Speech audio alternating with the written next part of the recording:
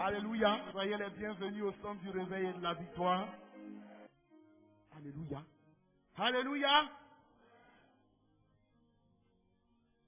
Père, à cette heure, nous prions que tu prennes le contrôle et la direction de ce temps. Je me soumets à ton autorité. Écarte-moi de cette scène. Que je diminue et que tu croisses. Sois souverainement élevé. Je proclame ton règne sur ce temps. J'appelle le nom de Jésus-Christ sur notre assemblée. Et j'appelle de tous les 4 points cardinaux les anges au nom de Jésus. Et je prie que ta gloire et ta grâce reposent sur notre assemblée.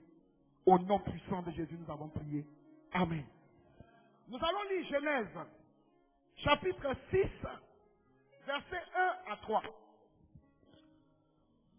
Lorsque les hommes eurent commencé à se multiplier Lorsque les hommes ont commencé à se multiplier sur la terre, et que des filles leur furent nées, et que des enfants leur furent nés, les fils de Dieu écoutez bien, on dit les fils de Dieu, dit que les filles des hommes dit que les fils des hommes étaient belles. étaient belles.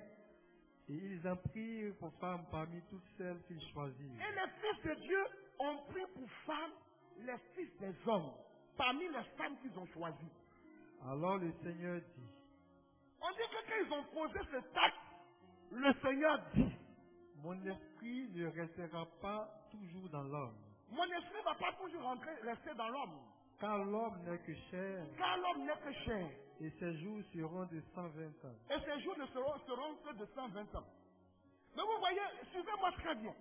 La Bible dit que quand Dieu a vu que les fils de Dieu, sont descendus sur la terre pour prendre des épouses parmi les fils des hommes, cela a déplu à Dieu.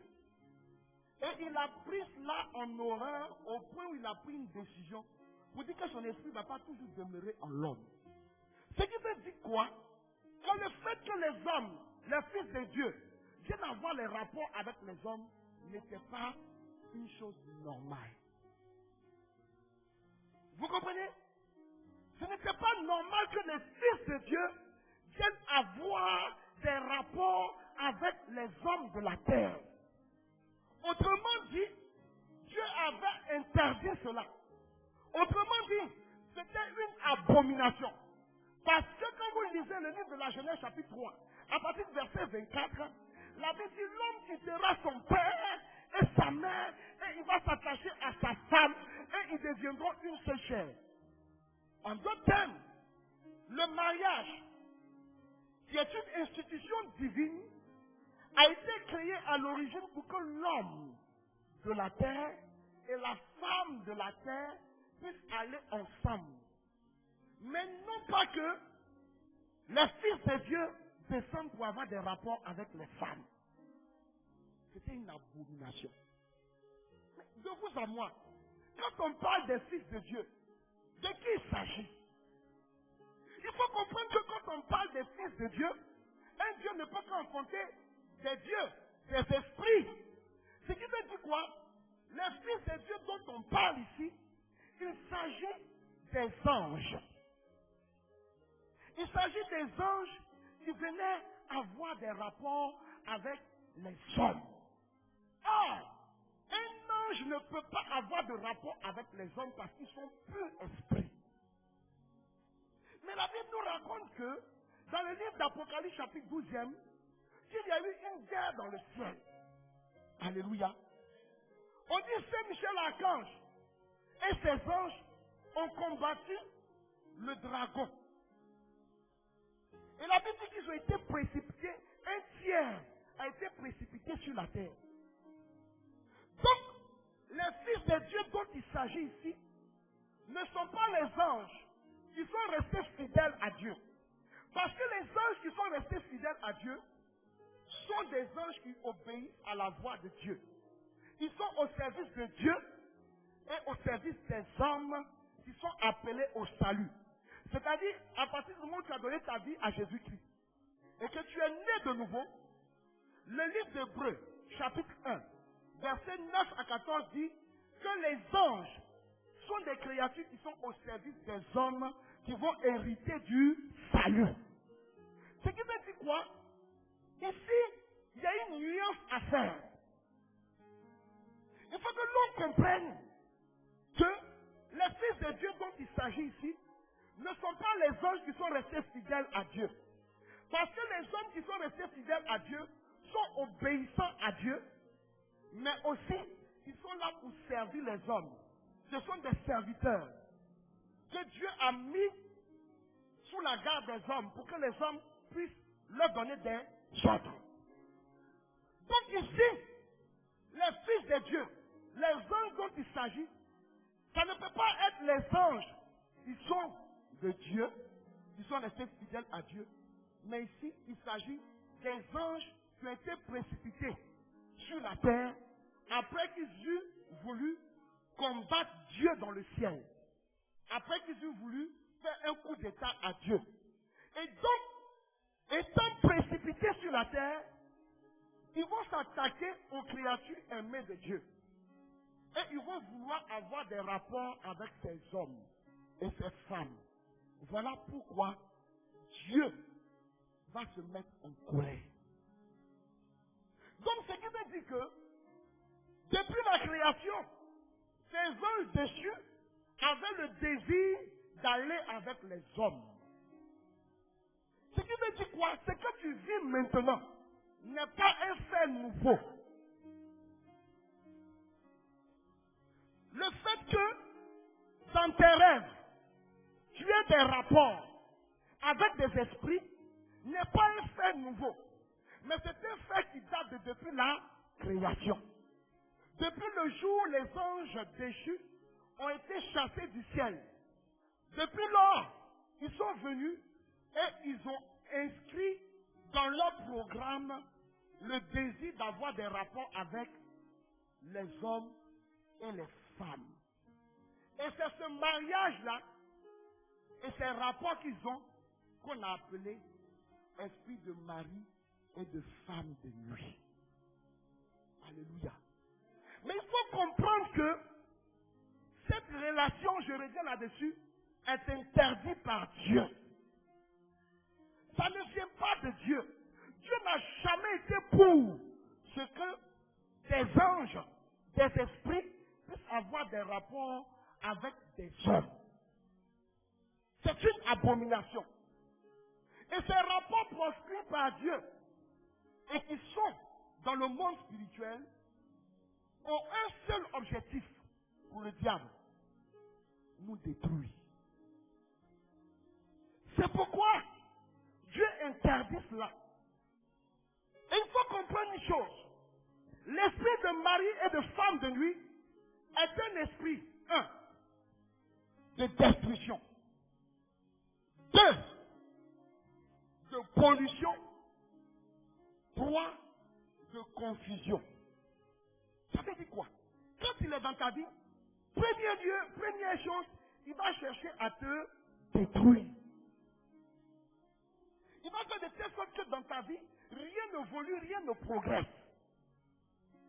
Deuxième chose, après te détruire, il va envoyer des pollutions. Ça veut dire quoi? Pendant que tu dors la nuit, tu vas avoir des rapports. Mais ces rapports ont pour but de polluer ta vie, de polluer l'environnement spirituel de ta vie. Est-ce que quelqu'un m'entend?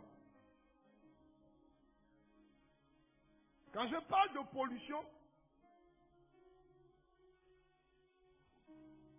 d'accord, j'explique maintenant. Je voulais expliquer ça un peu plus devant, mais je vais expliquer maintenant. Quand je parle de pollution, il faut savoir que quand il vient avoir des rapports avec nous, ces esprits, il va s'effectuer un échange énergique. C'est-à-dire, ils vont tirer de notre énergie vitale ce qu'on appelle la gloire et la faveur de Dieu. Quelqu'un m'entend? Ils vont prendre de ce qu'on appelle la gloire et de la faveur de Dieu. Dans le monde occulte, on appelle ça l'énergie vitale. Dans le monde occulte, c'est cette énergie qui fait que un franc-maçon, Maïkari et Kanka et autres, quand ils font ça, ils peuvent venir avoir des rapports avec une femme pour prendre son énergie, pour s'associer à eux, ou avoir de la chance, comme eux ils le disent. Mais chez l'homme qui est né de nouveau, on appelle ça la faveur ou la gloire. Donc quand il vient avoir des rapports avec toi, il va tirer de cette énergie. Et il va jeter dans ta vie une substance pour polluer tes antennes spirituelles qui te connectent à Dieu. Alors, la défaveur va venir. Est-ce que quelqu'un m'a entendu? Alléluia. La troisième chose, c'est qu'il va faire de telle sorte qu'il y ait la confusion dans ta vie. Tout ce que tu fais, c'est comme un désordre qui te suit en tout lieu où tu pars. Comme une humiliation. Partout où tu passes, tout ce que tu fais, ça ne peut pas produire. Et ta vie est sans cesse dans la confusion. Vous comprenez? On me suit? Et donc il faut comprendre que cet esprit est dangereux. Quoique, il y ait des femmes qui disent que depuis qu'elles sont femmes, on leur a jamais fait l'amour comme ça. Comme le gars là il fait. Mais c'est dangereux pour toi. Oui, au cours d'une délivrance, on partait faire délivrance avec mes fils. Une soeur a voulu qu'on fasse la délivrance de sa cousine. Et on est parti pour aller prier pour la soeur. On a parlé avec elle, on lui a dit de faire jeûne. Et le jour de la délivrance, on arrive, la fille est en train de regarder la télévision. Elle est bien, elle a croisé ses pieds, elle est couchée dans le fauteuil, elle regarde la télévision. On dit, ah ma chérie, on est là. Elle ne nous écoute pas. Mais, pourquoi? Bon, viens en parler. On est venu pour la délivrance. Elle dit, non, laissez tomber. On dit, mais il y a quoi? Elle dit, non, moi-même, je ne veux plus, il faut laisser. Donc maintenant, on dit à sa soeur, mais quand tu nous as dit de venir faire délivrance, tu n'as même pas parlé avec elle. Elle dit, viens te parler. J'ai dit, ok, on passe sur le côté. Sa soeur qui nous dit, vous savez, elle dit que depuis qu'elle est née, là, c'est vrai, elle a connu beaucoup d'hommes. Mais il n'y a pas un gars qui lui fait ça aussi bien comme le mari de nuit, là. Et qu'on veut le chasser, là, qui va faire ça comme ça? Vous comprenez? Mais pourquoi ça se passe ainsi? Parce que son désir, c'est de créer dans notre cœur le désir de ne pas aller avec un homme. Voilà pourquoi vous allez voir qu'il y a des femmes qui sont mariées. Mais quand le monsieur veut coucher avec elle, c'est à faire. Il va faire rosaire. Et quand c'est comme ça, le monsieur croit que sa femme le trompe. Mais ce n'est pas parce qu'elle le trompe au plan physique. Mais dans le monde spirituel, effectivement, elle le trompe. Et donc, comme elle est bien rassasiée au plan spirituel, physiquement, elle ne veut pas que le gars la touche. Vous comprenez? Qui sont les maris de nuit et leurs actions? C'est le premier élément que nous allons voir aujourd'hui. Alléluia. Il faut savoir que ils ont un nom scientifique ou encore un nom approprié. Leur véritable nom, c'est un cube et succube. Un cube, il vient de deux mots, inca et cube. Inc, tu veux dire sur, inc. Maintenant, cube, tu veux dire coucher. Alléluia. Donc, celui qui est un cube, il est couché sur. Autrement dit, l'esprit incube, c'est l'esprit mâle. C'est lui qu'on appelle le mari de nuit. Et le deuxième nom, qui est succube, suc, qui veut dire en dessous. Et cube, qui veut dire coucher. Donc coucher en dessous. C'est lui qui est l'esprit femelle. Quoique, il faut savoir une chose. Les démons n'ont pas de sexe. Ce sont de purs esprits. Mais selon la forme qu'ils prennent dans les rapports, c'est pourquoi on parle de mari et de femme de nuit. Alléluia. Il faut retenir ça. Les démons n'ont pas de sexe. Ce sont des plus esprits. Mais, par rapport à ce qu'ils font, on leur a donné ce nom. Incube et succube. Alléluia. Il faut savoir que ça vient de incubus et succubus. Voilà. C'est ça qu'on a appris pour faire incube et succube. Alléluia.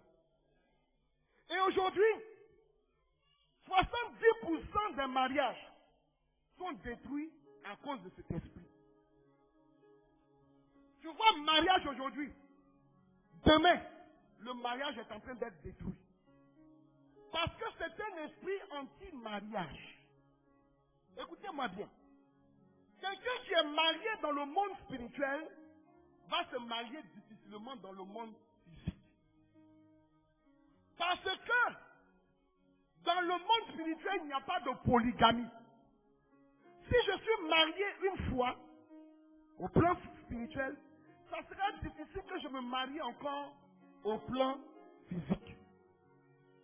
Et si cela arrivait, ce mariage va connaître beaucoup de difficultés. Du fait que le premier mariage qui a été établi, le conjoint qui est là va s'opposer à ce que ce mariage soit stable. Voilà pourquoi vous allez constater que quand quelqu'un a une femme ou un mari de nuit, quand elle est mariée, il y aura toujours des disputes, des problèmes dans le foyer, jusqu'à ce qu'il divorce. Alléluia. C'est un esprit anti-mariage. Et 80% de nos sœurs qui ne se marient pas, qui ont un problème pour se marier aujourd'hui, sont victimes de cet esprit. Tu me diras, mais moi je ne sais pas de quoi tu parles. Mais est-ce que tu sais d'où tu viens? Quel était ton passé? Alléluia. Et il faut que tu t'asseyes bien pour comprendre. Maintenant, on va parler de leurs actions. Écoutez-moi très bien. Ce n'est pas forcément que tu vas le voir chaque jour venir coucher avec toi pour que tu saches qu'il est là. Il a d'autres actions qu'il amène dans notre vie. Et c'est par ces actions que tu vas discerner sa présence. Alléluia.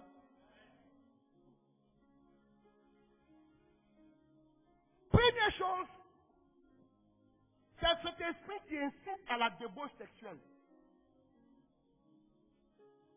C'est-à-dire, il va t'emmener à avoir plusieurs partenaires. À avoir plusieurs partenaires. Que tu sois homme ou femme. Tu ne sais pas, mais tu ne peux pas rester avec un seul homme. Alléluia.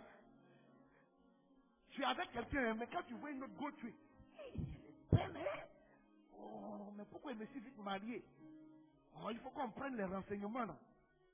Alléluia. C'est lui. Alléluia. Et donc quand on parle de débauche sexuelle, c'est lui qui fait de telle sorte qu'il y a l'homosexualité. C'est lui qui fait qu'il y a la pédophilie, les partous. Vous allez voir, il y a certains gars là. Quand tu es avec eux, c'est les trucs de bestialité seulement ils aiment. C'est-à-dire, quand vous devez avoir des rapports, ils vont vous amener à poser des actes ignobles. Quand tu ne fais pas ça là, ils ne sont pas satisfaits. Ou bien vous voyez des filles qui aiment tout ce qui est bestialité. Vous allez voir qu'elle va te dire, oui, il faut me faire ceci, il faut me faire comme ça. Je vais vous dire une chose. On ne prend pas ça comme popito.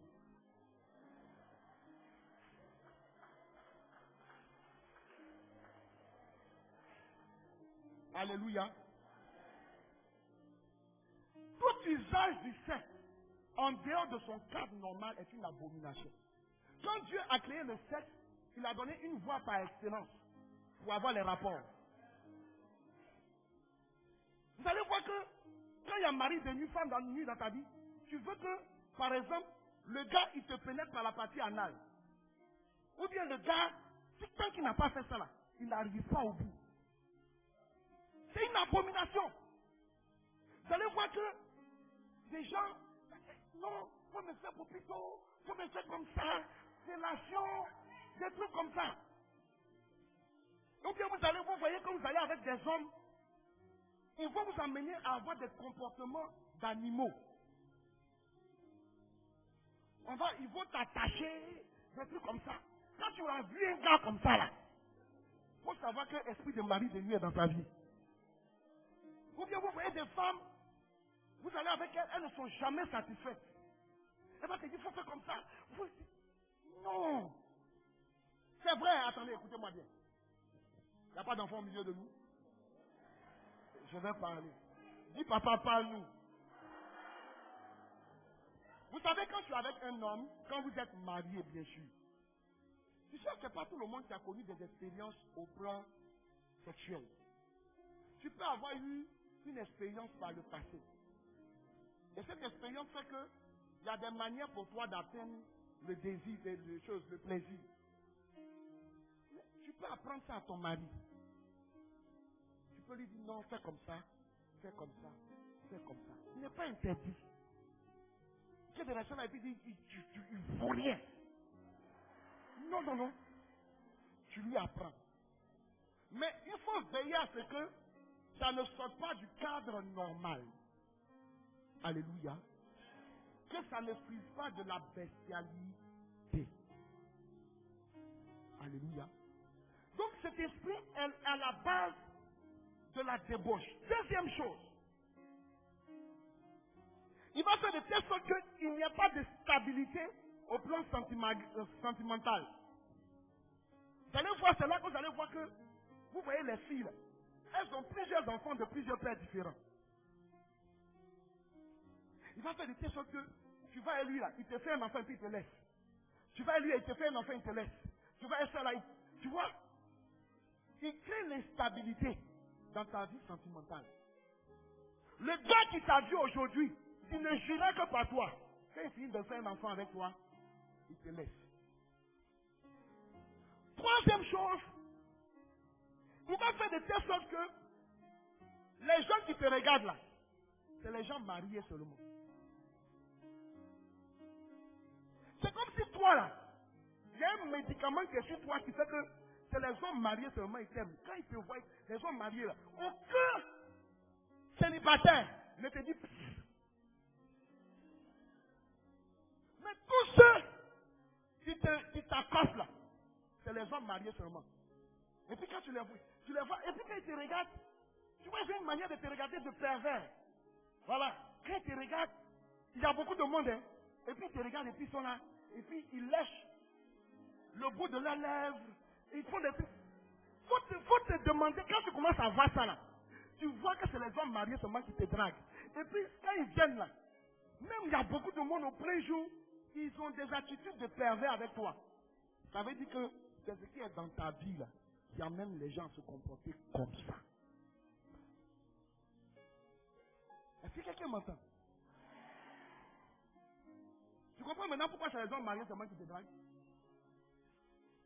Quatrième chose, il va s'arranger de telle sorte que quand les hommes viennent dans ta vie, ils peuvent, c'est-à-dire quand ils te voient là, ils jurent par tous les dieux que voici femme qu'il faut pour moi.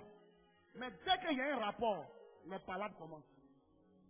Et pour un rien, il va se lever et puis il va partir dans plus signe de vie. Mais, au bout d'un certain temps, 4 mois, 5 mois, peut-être 1 an, il est avec quelqu'un, hein, et puis il vient te demander pardon pour ressortir avec toi. C'est le signe que dans ta vie là, ça est là. Même si le garçon ne vient pas coucher avec toi, dans tes rêves. Parce que quand tu demandes aux gens s'il n'y a pas mari de dans ta vie, moi je n'ai jamais vu quelqu'un venir coucher avec moi dans ma... Mais est-ce que ça là, tu ne vois pas ça? C'est que je suis en train de dire, tu ne vois pas? C'est pourquoi je t'ai dit que tu vas entendre des choses. Tu vois que le gars, il vient avec toi. Hein. Dès que vous avez fini d'avoir un rapport, il s'en va. Oui, rien comme ça, il fait plus signe de vie. Il change même de numéro. Quand tu l'appelles, on dirait que tu sens mauvais. Il ne veut pas t'entendre.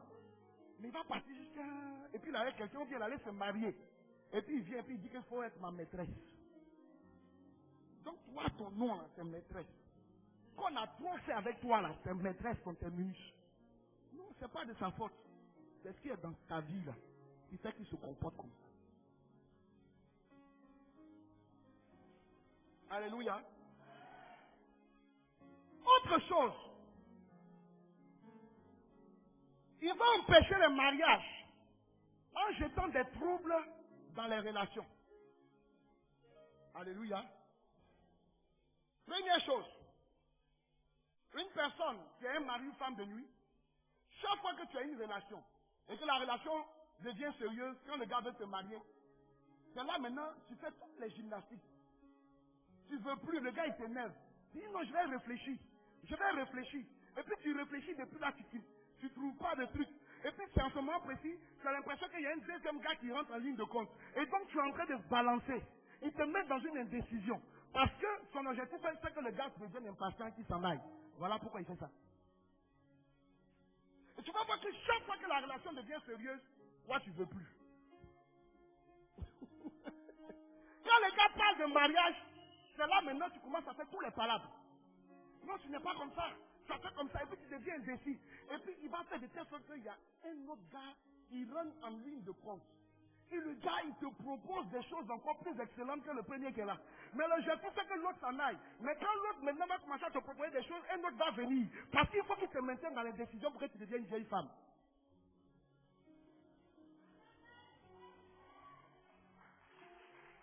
Alléluia. Il va amener les femmes à être frigides. À prêcher la relation sentimentale là. Vous allez voir qu'il y a certaines femmes. Qu'elles sont là, elles ont des désirs.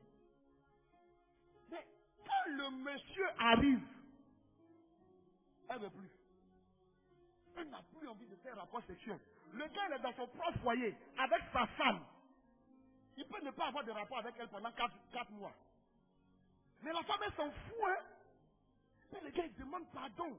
Et puis, elle a toujours quelque chose à dire. Oui, quand tu m'as parlé comme ça, et quand tu m'as parlé comme ça, et puis quand c'est comme ça, elle va trouver des trucs légitimes.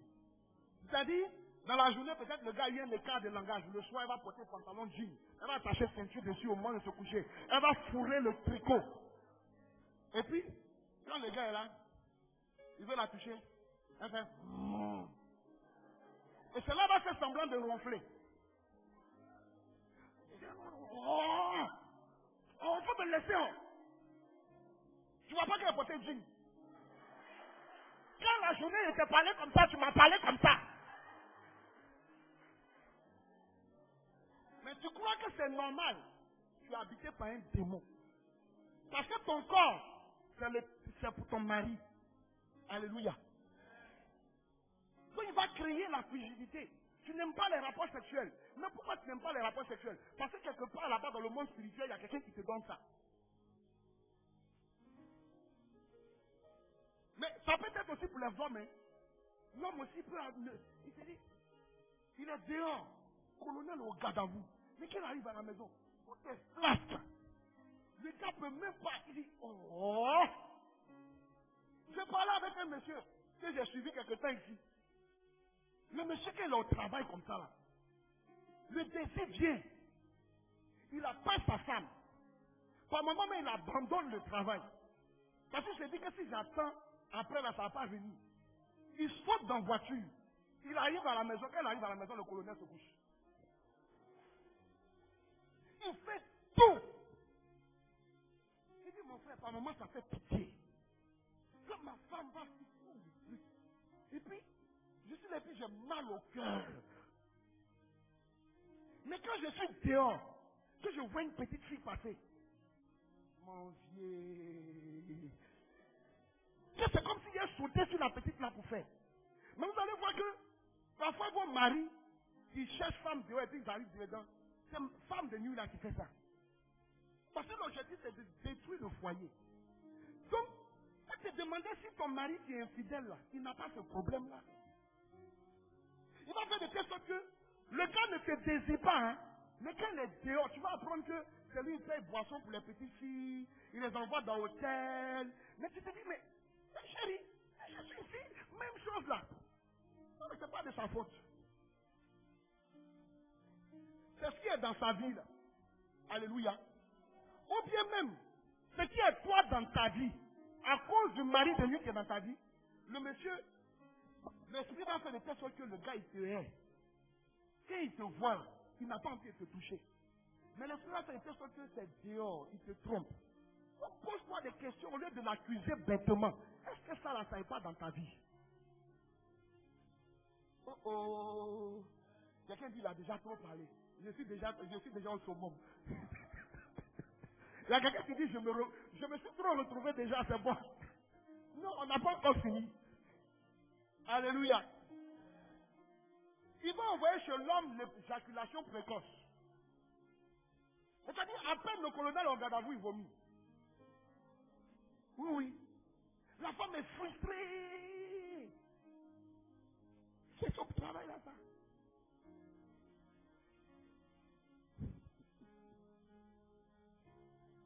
Il va envoyer des maladies gynécologiques chez les deux conjoints.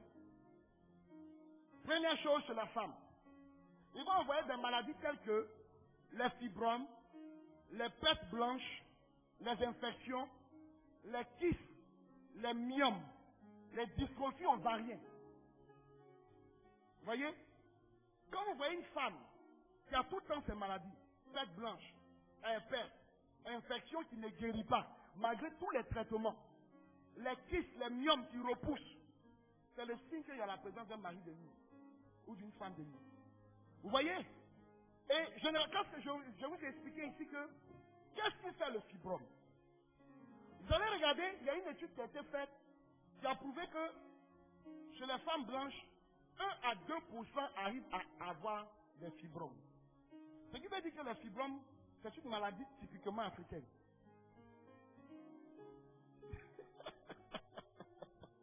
Mais d'où ça vient les fibromes? Quand le conjoint spirituel vient coucher avec toi, il libère dans tes entrailles une substance. Et cette substance, allant rencontrer le sang, va former une masse. C'est ça le fibrome. Voilà pourquoi la solution, ce n'est pas d'opérer et d'attendre. Mais la solution, c'est en même temps d'opérer et de faire la délivrance. Parce que si tu ne fais pas la délivrance, quand tu as fini d'opérer, il va revenir encore. Il va libérer encore la substance. Et ça va repousser. Et au bout de 3 fois, on va te dire quoi? On va lever ton utérus. Alléluia. Quelqu'un me suit? Et vous voyez, je vais vous expliquer quelque chose. Il y a beaucoup de femmes et d'hommes qui ont des infections. Ils traitent, ça finit jamais. Quand tu commences à voir ça, c'est le signe que soit il y a une femme ou un mari de nuit dans ta vie. Parce que son objectif, c'est de faire de telle sorte que tu ne prennes pas de grossesse, que tu n'enfantes pas. Donc, cette maladie, la présence de cette maladie peut empêcher la fécondité. Donc, il va faire de telle sorte que ce mal-là demeure. Tu vas prendre les antibiotiques les plus puissants. Mais pendant que tu es en train de faire le traitement, que le traitement est presque terminé, il va venir avoir des rapports avec toi. Et le rapport qu'il vient d'avoir avec toi va détruire tout le traitement que tu as fait. Et ça va faire que ce mal va continuer. Quoi que tu te traites, ton caleçon là, tu mets ça dans l'eau chaude. Le médecin te dit, faut changer les dessous. Tu fais tout ça là. Mais ça demeure toujours. La solution, c'est de chercher la délivrance tout en te traitant. Alléluia. Quelqu'un se retrouve? Lève les deux mains lève la main que je vois ici, tu te retrouves. Alléluia. Chez l'homme, il va envoyer des maladies telles que la zoospermie, la ténospermie, l'oligospermie. Ce sont des thèmes scientifiques qui ont rapport avec le sperme. Soit l'homme, quand il éjacule, il n'y a aucun spermatozoïde là-dedans. Ou bien le niveau de spermatozoïde est bas. Donc ça fait qu'il ne peut pas féconder. Ou encore, les spermatozoïdes sont de mauvaise qualité. Vous comprenez? Donc ça fait qu'il ne peut pas féconder. Mais aussi, lui aussi va transporter les maladies telles que les infections. Parce que pour qu'il arrive là, il faut qu'il y ait d'abord une infection. Alléluia. Et toutes ces choses, c'est pour empêcher la fécondité. Autre chose.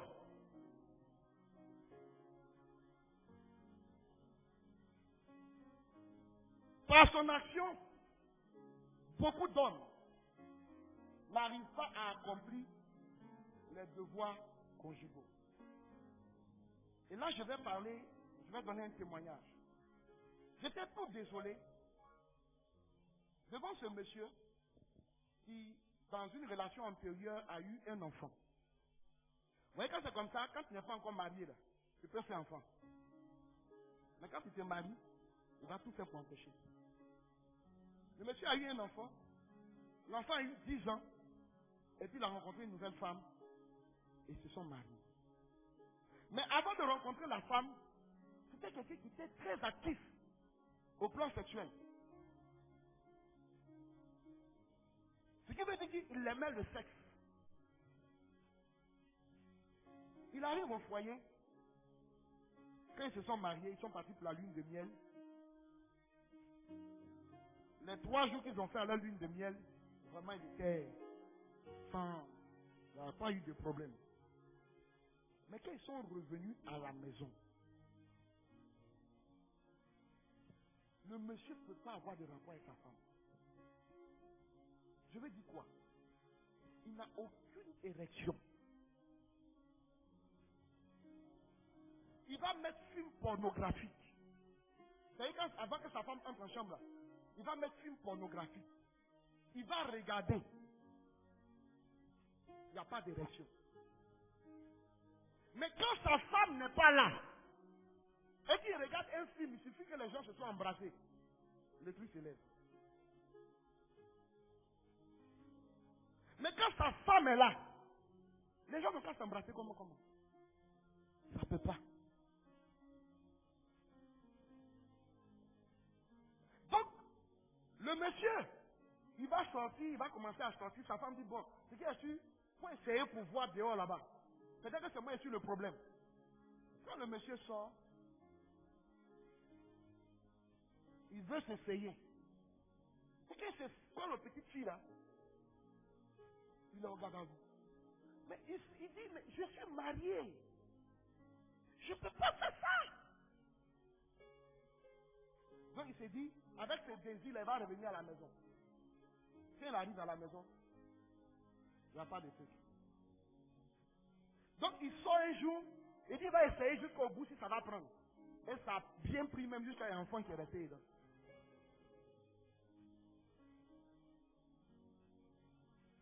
Il dit, mon frère, je suis malheureux.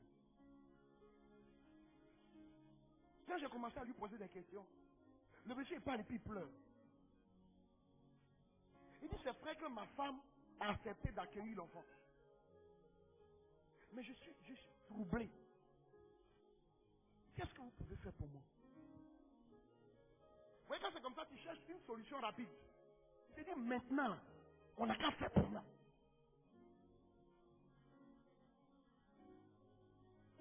Alléluia. Il va inciter à l'adultère dans le foyer. Homme et femme. Vous pouvez être femme comme homme. Mais tu ne sais pas, mais tu ne peux pas rester fidèle à ton conjoint ou à ta conjointe. Alléluia. Ou bien, tu n'es pas infidèle. Hein? Tu n'es pas infidèle. Mais dans ton cœur, quand tu vois les hommes, c'est-à-dire ton mari ne te plaît plus. Mais quand tu vois les hommes dehors, c'est là que tu dis, il est joli, s'il pouvait me draguer. Ah, tu es déjà marié. Mais Jésus lui dit quoi? Tu as déjà commis l'adultère dans le cœur.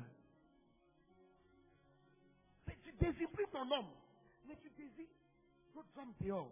Ou bien tu désires plus ta femme, mais tu désires d'autres femmes dehors. C'est de l'adultère. Autre chose qu'il va faire, c'est qu'il va aller jusqu'à tuer les conjoints. Alléluia. Et je me souviens que j'avais été invité par un serviteur de Dieu qui faisait une retraite, un séminaire un week-end sur la vie sentimentale et les obstacles à la vie sentimentale. Il m'avait invité pour aller prêcher. Et pendant que j'étais en train de prêcher, au moment de la prière, je reçois une parole dans mon esprit. C'est une soeur ici qui a 32 ans. Il était déjà marié une fois. L'homme est décédé. Et là, tu étais en relation avec un monsieur. Le monsieur vient de décéder encore. La fille est éclatée en sanglots. Ouah! Donc quand je finis de prêcher, l'homme de Dieu qui m'a invité a demandé à ce que je parle avec elle. Et la fille me dit ceci. Vraiment, c'est une belle fille. Une belle femme. Bien grande, joli visage, clair. Vraiment. Et puis elle n'est pas artifice. C'est beauté naturelle. Elle va m'expliquer qu'elle s'est mariée à 20 ans. Son premier mariage. Ils ont fait à peine 1 an. Le monsieur est décédé. À peine 1 an. C'est un mariage civil et religieux. Donc, ce qui veut dire que la dissolution, le monsieur est décédé. Elle reprend une autre relation. Ils sont en cheminement. Le monsieur est bien. Il parle de mariage, tout ça. Mais dès qu'il y a un rapport, par là commence. Le monsieur tombe malade. On cherche la source de la maladie. On ne trouve pas. Le monsieur finit par mourir.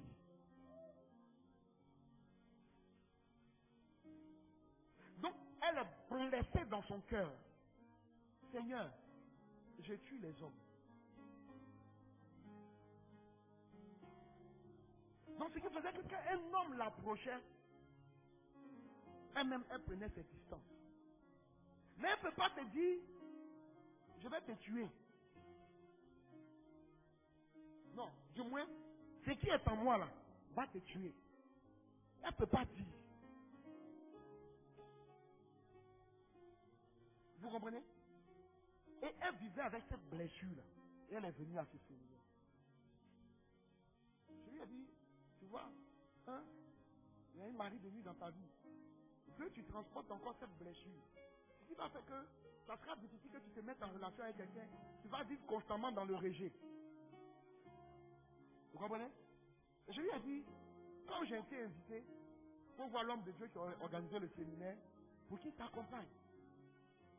C'est ça aussi la sagesse des serviteurs de Dieu. Tu ne vas pas chez quelqu'un et puis tu dis, viens, je vais t'accompagner. Il y a des gens qui n'ont pas reçu d'éducation. Alléluia. C'est eux qui vont envoyer, les mariés sans de nuit vont envoyer des appétits immodérés. C'est-à-dire, tu aimes le sexe de manière exagérée. Femme comme garçon. Une seule nuit, tu peux aller avec plusieurs hommes sans aller lancer foulard. Est-ce que quelqu'un a compris ce que je veux dire? Je veux dire que tu n'es pas prostitué. Mais un te prend et couche avec toi. L'autre te prend et couche avec toi. Tu peux aller à plusieurs hommes. Et puis ça ne te dit rien. Et puis quand tu fais là, tu sens rien. Au contraire, le premier te pousse encore. C'est la présence des maris de nuit qui fait ça. Tout comme chez les hommes. Alléluia. Ceux qui sont habitués ici, j'ai expliqué que moi c'est un démon qui m'a beaucoup fatigué quand j'étais dans le monde. En une nuit, je pouvais coucher de 20h à 24h avec 4 filles. Et quand je finissais de faire ça, je me masturbais.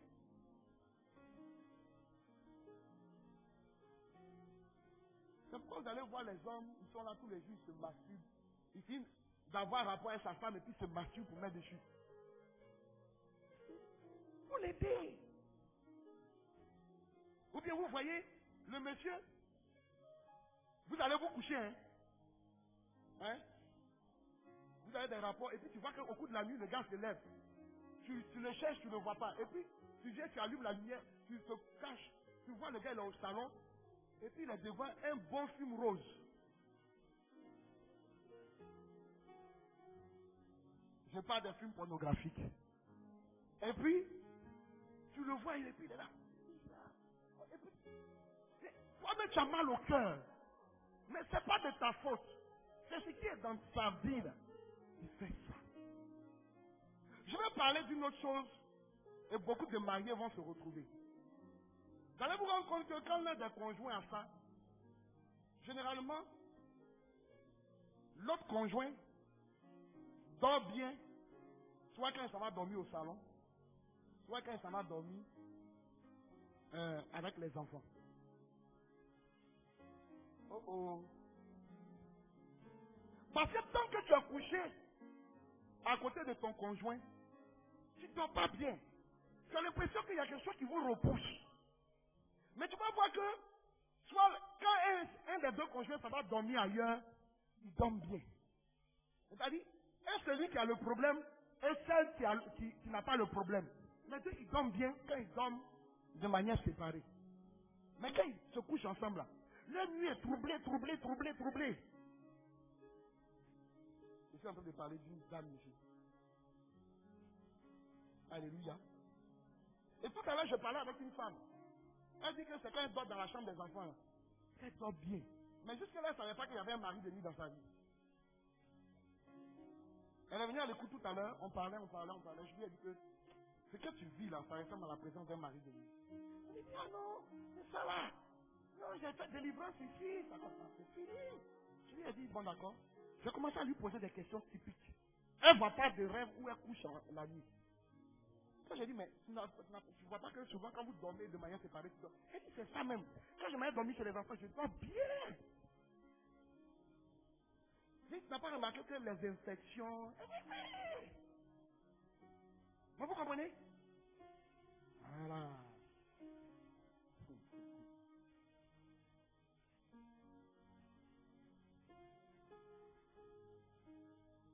Autre chose qu'ils font, c'est que généralement, ils placent la femme sur la femme un masque.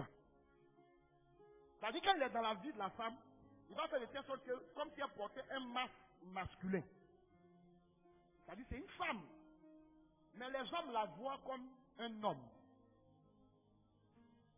Donc, on ne peut pas te dire, garçon qui te voit, il voit son ami garçon. Est-ce qu'il va te faire pisse? Il va te dire, depuis que je t'ai vu, mon soleil ne fait que d'être irradié. Et tu es le porte-bonheur de mon porte-monnaie. Non, il ne dit plus ça. Il ne peut pas te dire ça. Alléluia. Il va faire de telle sorte que il va jouer sur le caractère de la personne qu'il tient. Pourquoi? Parce que généralement, les mariés femmes de nuit ont une source. Et généralement, quand ils sont de source de l'esprit des eaux, il va communiquer son caractère à celui qu'il tient, que ce soit l'homme ou la femme. Voilà pourquoi vous allez voir que les gens qui sont mariés spirituellement, généralement, c'est des gens qui sont très coléreux. Un petit truc, hein, mais leur palabre, je ne peux pas. Alléluia. Tu vois la femme là, son cœur est gros comme ça. Quand elle est fâchée, elle casse tout dans la maison. Il ne faut pas te fatiguer, mon chéri, mon gars. Quand tu vois une go comme ça, tu dis, ma camarade, j'ai vu un coin où on va te délivrer. Viens avec moi. Parce que c'est le signe qu'elle est mariée spirituellement. Tu vas voir aussi l'homme là. Son cœur est gros. Un petit truc. Tant que les deux familles ne se sont pas rencontrées pour demander pardon, il ne laisse pas tomber. Ça là. Ou bien vous voyez des femmes, vous êtes mariés, quand il y a un petit problème, elle dit, elle veut aller à la maison. Moi, je m'en vais chez mes parents.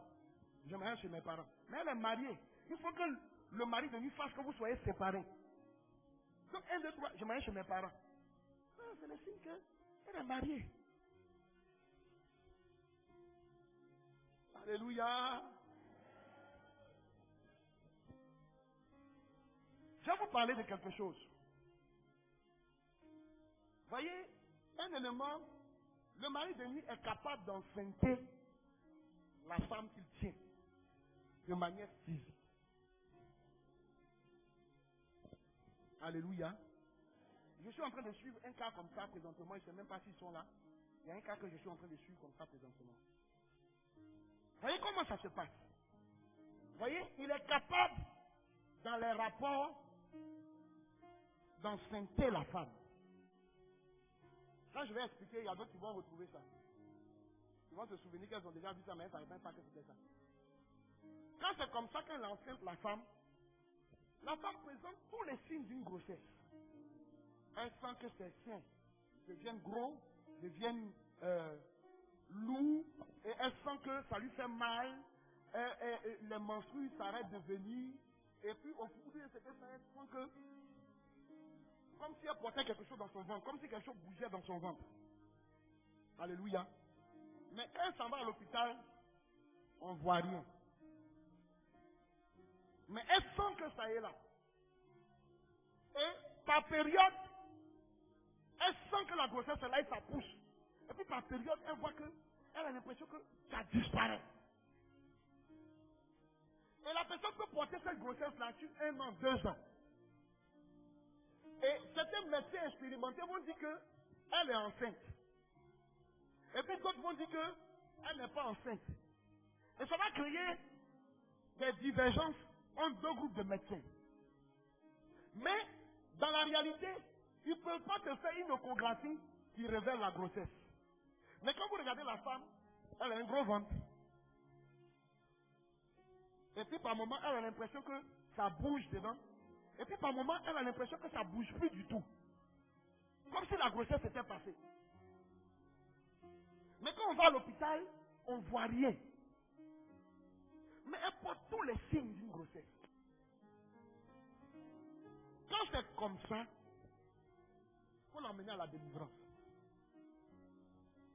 Il faut chasser le démon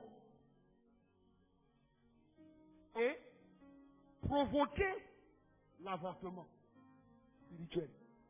Et quand c'est comme ça, la femme va commencer à saigner et son ventre va retrouver une position normale. Mais généralement, ces genres de cas proviennent de l'esprit humain satanique. Et je vais vous expliquer ça quand on va évoluer. Vous comprenez? Et donc, le mari de nuit est capable de t'engrosser. Je suis allé voir une amie. Elle me dit, frère, mon frère, je suis enceinte. Alléluia. Et après les fausses couches que j'ai eues, et j'ai peur que la grossesse tombe. 1 mois, 2 mois, 3 mois.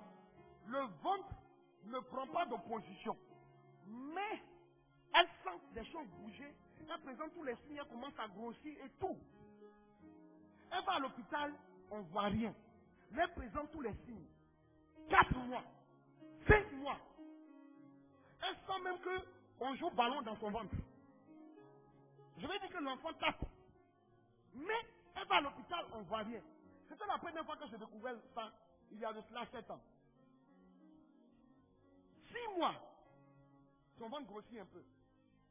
Mais on ne voit rien. Donc elle m'explique 7 mois, 8 mois, 9 mois.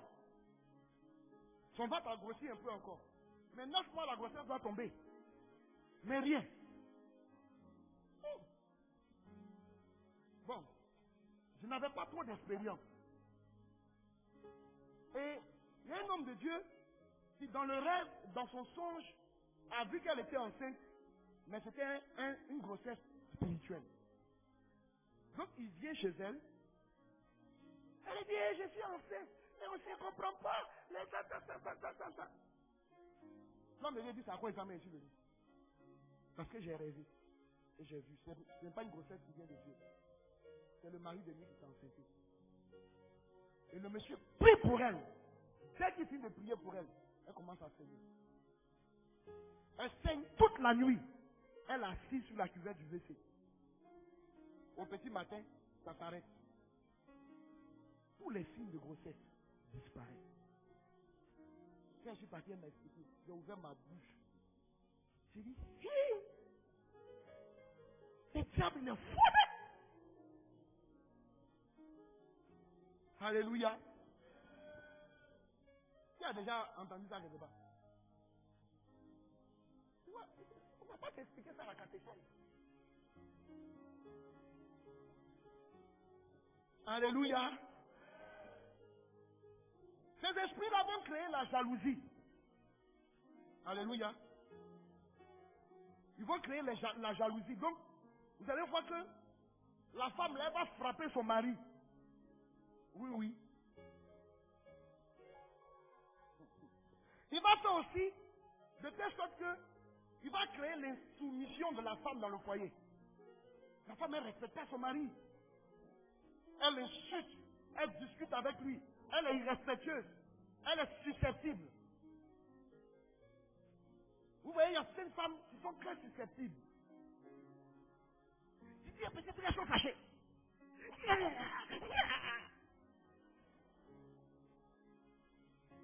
Ça, quand tu vois ça là, c'est un mariage spirituel. Il ne faut pas chercher loin. Alléluia.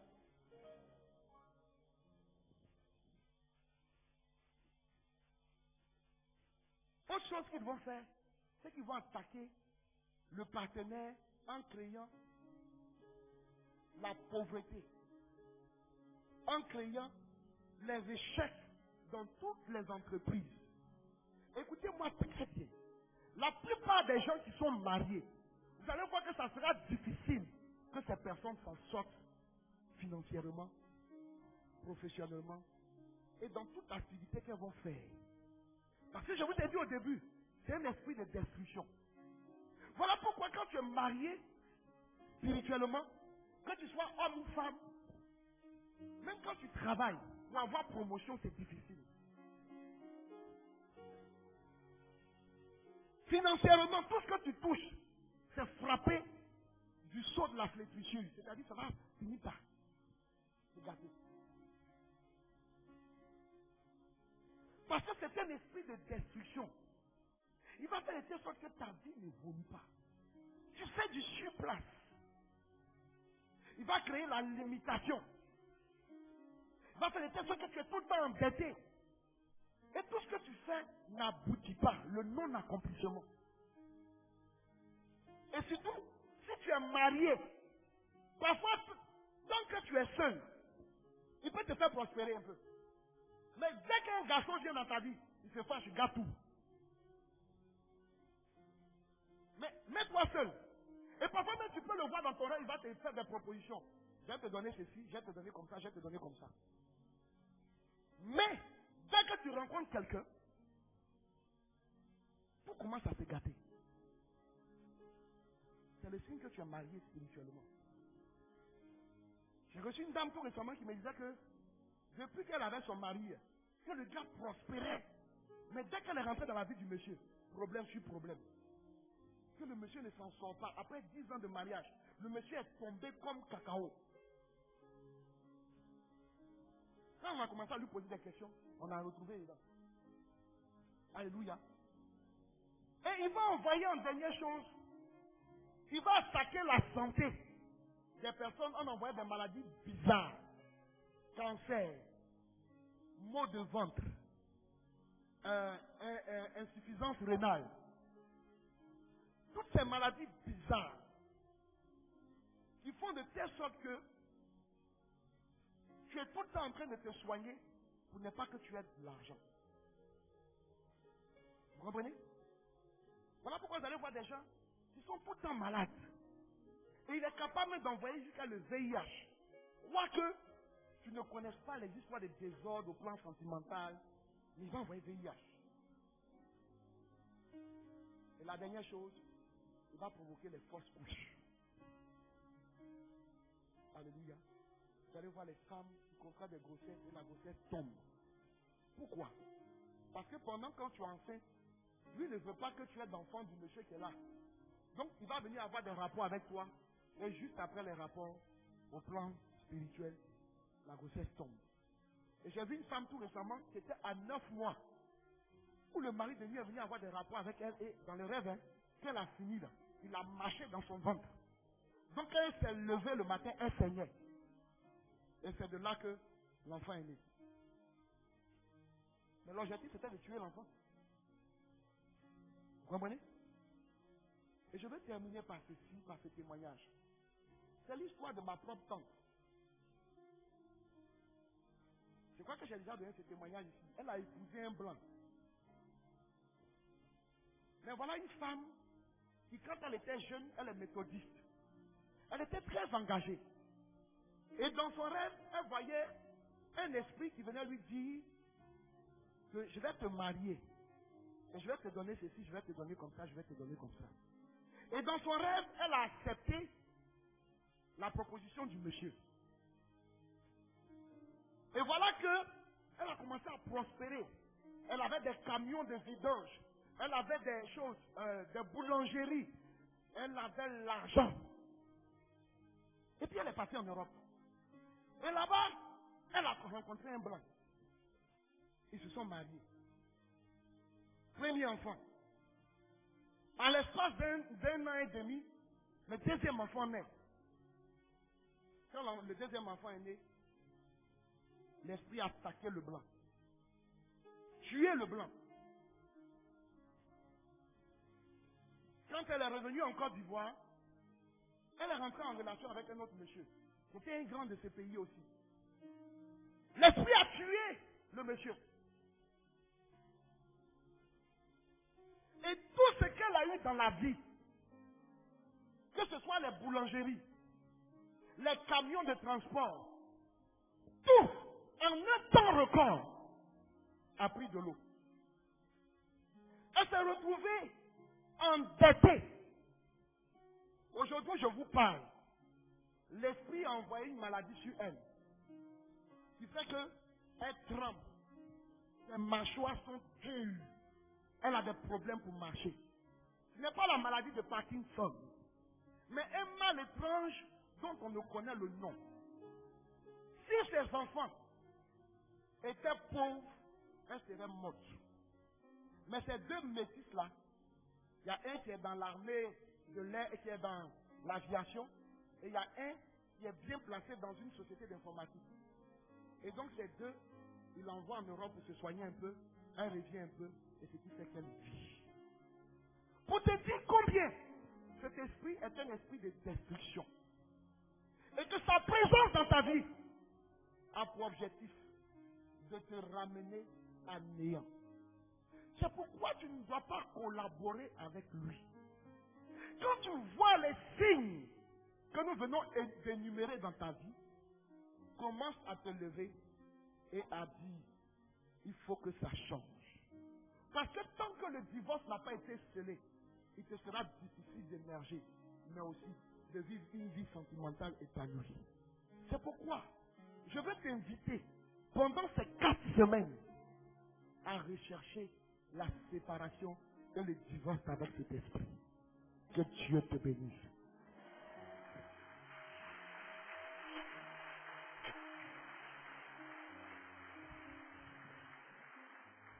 Alléluia. Vous voyez que je suis allé doucement. Quel était l'objectif? Parce que dans mes écoutes, j'ai compris une chose. C'est que quand les gens viennent aux écoutes et qu'ils finissent d'expliquer, toi tu vois tout de suite qu'il y a ça. Mais la personne va te dire, non, moi, je n'ai pas de rapport sexuel en rêve. Alors que ce n'est pas ça seulement qui est l'élément principal. Et donc j'ai pris mon temps pour expliquer, pour que chacun puisse faire un examen pour voir si ces éléments ne se retrouvent pas dans sa vie. Et je vais te dire que ce que j'ai expliqué n'est pas exhaustif. Amen. Et vendredi, je vais te donner les facteurs spirituels et les facteurs physiques qui viennent s'ajouter à ce que nous avons énuméré. Alléluia. C'est pourquoi je vais te dire vendredi, invite tes frères et sœurs. Parce que vendredi, on va sauter les 2 pieds joints dans le sujet. On va parler, on va aller en profondeur. Alléluia. Que Dieu nous bénisse.